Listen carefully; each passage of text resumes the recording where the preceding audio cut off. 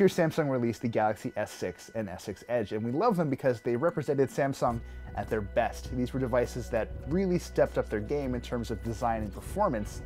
And now here we are 1 year later with the S7 and the S7 Edge. Don't think of these as groundbreaking devices, these are refinements on an existing formula. But don't let that fool you, refinements can be really valuable too. So while the S7 has a frankly gorgeous 5.1-inch Quad HD Super AMOLED screen, the S7 Edge on the other hand has a Quad HD AMOLED display that's curved, also bigger at 5.5 inches. It's notably different than what we got on the S7. You'd think that would make the S7 a bit more of a handful, but it really doesn't. That's because in addition to having a curved front screen, the backs of both devices are curved, like the Note 5, so they fit really nicely into your hand. Since both of those screens are AMOLEDs, by the way, they also support Samsung's new always-on display tech. We see it a lot on smartwatches, but it basically keeps part of the display active at all times to tell you what time it is, what calendar appointments you have, or what notifications have just rolled in. The S7 and the S7 Edge also share a Qualcomm Snapdragon 820 chipset. Now that's a quad-core chipset that really brings the power, but not the heat. The performance difference can be hard to tell sometimes, especially if you're coming from an S6 or an S6 Edge. You'll notice gaming in particular gets a bit of a boost, and you can see this with the inclusion of Samsung's game tools. So if you start up a game, it gets added to a game launcher for quick access and they don't take up extra space on your home screen. More importantly, a floating icon that appears while you're playing the game lets you access a bunch of new features. So if you want to record video or take a screenshot, one touch will do that. These two phones are also the first to support the new Vulkan API, which will eventually make for really, really beautiful mobile games. Think console quality for sure. Thing is, it's still so new we haven't seen any games take advantage of it, but this is one thing you're definitely going to want to keep your eye on. Regardless, all of that horsepower will require some pretty hefty batteries, and the S7 and the S7 Edge don't disappoint. There's a 3000 mAh cell in the S7, and the bigger S7 Edge has a consequently bigger 3600 mAh battery, and that's actually even bigger than what we got in the Note 5. You'll have absolutely no trouble getting through a day off a single charge on these guys, with just a little bit left over in the morning too once you wake up. Our video test, on the other hand, offered up some different results.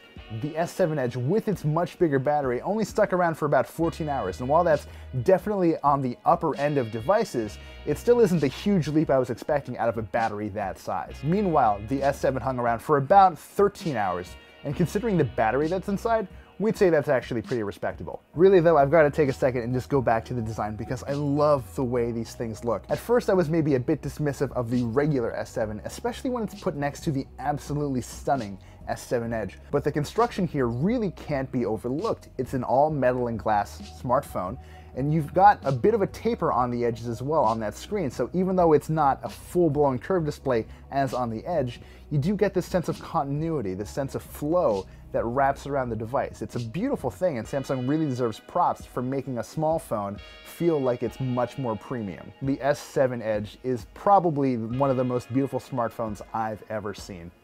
Having a curve on the front and the back of the device makes it feel much more like a cohesive single package.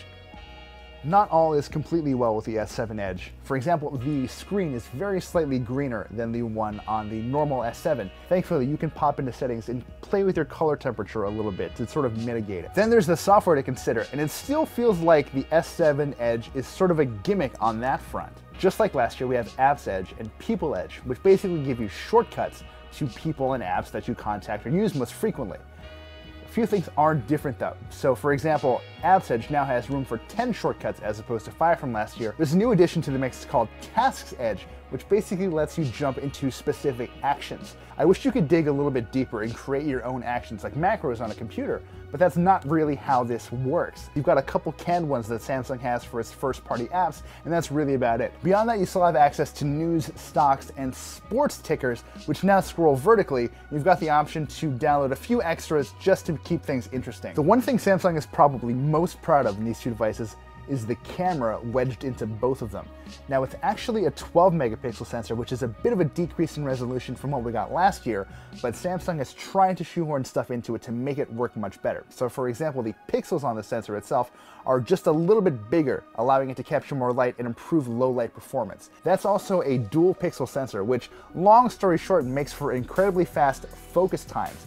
Now there's no laser autofocus module here like we've seen in devices like the LG G4, but the system Samsung has stumbled upon here works super well. In general, photo quality is very crisp, very detailed, colors are nicely rendered, and I actually sort of prefer it to my go-to mobile camera, which is the iPhone 6s Plus. Oh, and by the way, both devices work just fine in your Gear VR, so don't feel bad about upgrading, you're not gonna miss out. The SIM card tray also doubles as a micro SD card tray, and you can add up to 200 gigabytes of expandable storage. So if the 32 gigabytes that comes on the phone isn't quite enough, feel free to amplify that as you like.